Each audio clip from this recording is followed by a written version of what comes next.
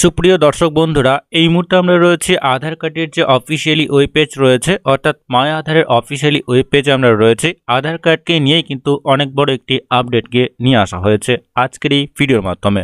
তো যে সমস্ত বন্ধুরা আপনারা আধার কার্ডের মাধ্যমে বিভিন্ন ধরনের সার্ভিস আপনারা নিচ্ছেন, সেটা গভর্নমেন্ট হতে পারে বা নন গভর্নমেন্ট হতে পারে, সেক্ষেত্রে কিন্তু বড় একটা আপডেটকে নিয়ে এসছে আধার কার্ডের তরফ থেকে। কিন্তু বেশ কিছু আধার কার্ড রয়েছে যেগুলো ইতিমধ্যেই ডিঅ্যাক্টিভ হয়ে গেছে। এমন প্রচুর আধার কার্ড রয়েছে যে সমস্ত আধার কার্ডগুলো কিন্তু ইতিমধ্যে ডিঅ্যাক্টিভ হয়ে গেছে, এবং সেই ডিঅ্যাক্টিভ হওয়ার পরে কিন্তু সেই সমস্ত আধার কার্ডগুলো যেগুলো ডিঅ্যাক্টিভ হয়ে গেছে, সেই সমস্ত আধার রেজিস্ট্রেড যে অ্যাড্রেস রয়েছে, সেই অ্যাড্রেসে কিন্তু সেই সমস্ত ধরনের নোটিফিকেশন বাড়ি বাড়ি কিন্তু পৌঁছে যাচ্ছে। আঞ্চলিক যে আধার কার্ডের জোন অফিস রয়েছে, সেই জোন অফিস থেকে কিন্তু এই ধরনের নোটিফিকেশন পাঠানো হচ্ছে। অবশ্যই আমরা আজকের এই ভিডিওর মাধ্যমে সম্পূর্ণ বিষয়টি জেনে নেব, এবং তার সাথে সাথে দেখে নেব যে আপনার যে আধার কার্ড রয়েছে সেটা অ্যাক্টিভ রয়েছে বা ডিঅ্যাক্টিভ হয়ে গেছে। অবশ্যই কিন্তু আজকের এই ভিডিওর মাধ্যমে সম্পূর্ণ বিষয়টি আমরা দেখে নেব। সমস্ত বন্ধুদের আধার কার্ড একদম ডিঅ্যাক্টিভ হয়ে গেছে, তো সেই সমস্ত বন্ধুদের কিন্তু এই ধরনের একটি নোটিফিকেশন দেওয়া হচ্ছে, এবং আধার কার্ড ডিঅ্যাক্টিভ হয়ে গেলে কিন্তু আধারের সমস্ত ধরনের সার্ভিস থেকে কিন্তু আপনি বঞ্চিত হবেন।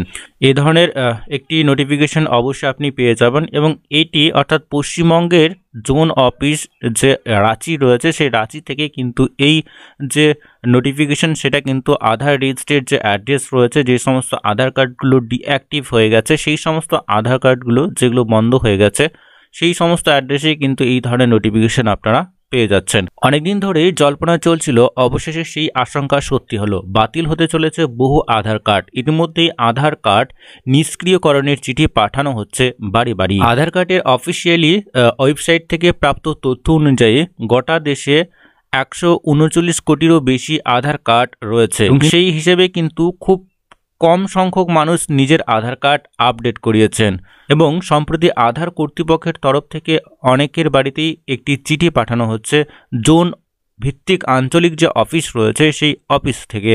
পশ্চিমবঙ্গের আঞ্চলিক অফিস রাঁচিতে অবস্থিত, এবং সেই রাঁচি থেকেই কিন্তু এই ধরনের নোটিফিকেশন বা এই ধরনের চিঠিগুলো পাঠানো হচ্ছে।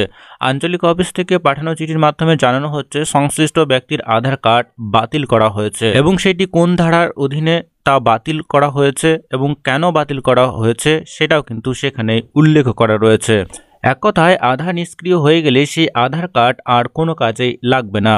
এখন প্রশ্ন হলো, তাহলে কি ফের নতুন আধার কার্ড হবে? কিন্তু একজন ব্যক্তির নামে একবারই কিন্তু আধার কার্ড ইস্যু করা হয়ে থাকে। সেক্ষেত্রে আপনার কাছে যদি এই চিঠিগুলি আসে, তাহলে আপনি কি করবেন? আপনার আধার কার্ড যদি ডিঅ্যাক্টিভ হয়ে যায় এবং এই বিষয়ে যদি আপনি নোটিফিকেশন পেয়ে যান বা চিঠি পেয়ে যান, তাহলে আপনি কি করবেন? আধার কর্তৃপক্ষের আঞ্চলিক অফিস থেকে পাঠানো এই চিঠিগুলিতে স্পষ্ট লেখা রয়েছে, এই চিঠি পাওয়ার পর যদি সংশ্লিষ্ট ব্যক্তি নিজের আধার কার্ড ফের চালু করতে চান, তাহলে তাকে আঞ্চলিক অফিসে গিয়ে যোগাযোগ করতে হবে। এছাড়াও টোল ফ্রি যে নম্বর রয়েছে, এই নম্বরে ফোন করেও কিন্তু এই বিষয়ে প্রথমত আপনাকে জেনে নিতে হবে।